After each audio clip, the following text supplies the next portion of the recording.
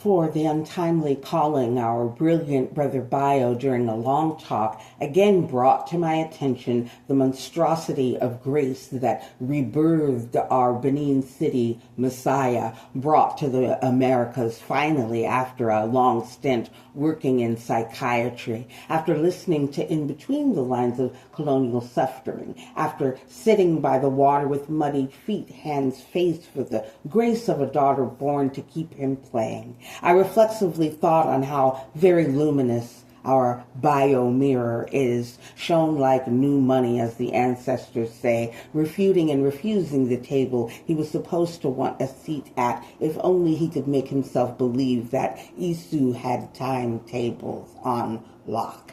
Held in the belly of Ashe, our Bayo comes after the twin ancestors to hold space for their story, for mother's terrible tears of loss, for father's missing madness their missing presents. How Isu like to take our attention away from time so thoroughly that although his long talk was to be over an hour, only 30 minutes have gone by on the clock, and I wonder about those who literally restructure time without resistance, without cause, without knowing a thing about it, as there are far too many variables. And how have we managed to hold on to the Anthropocene within this voice? Well, as my family says, God made the devil too, and they're co-emergent to this day. The favorite angel was Satan, and our folly is forgetting the rest in resistance held up by a single isness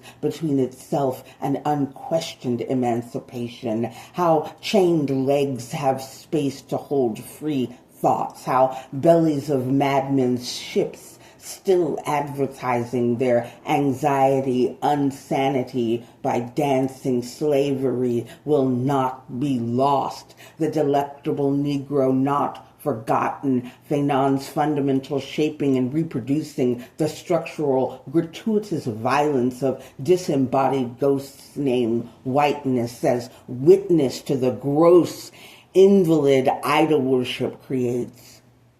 Even of a color, the apocalypse collapse, having been foretold, will undoubtedly be the end of this plantationocene, monocrop, monoculture, evaluating invalidation as a means of production, and GMO's attempts to own the DNA of the terrestrial, perhaps overreaching the limited situated sense of ownership over the Holy Spirit. This ending will include the knowing of a final thing, an end to having a grasp of knowledge, vast, unyielding, unconquerable, uncolonized queerness, and admittance, repentance to allow the infinitude of realities available to supersede, be intercessory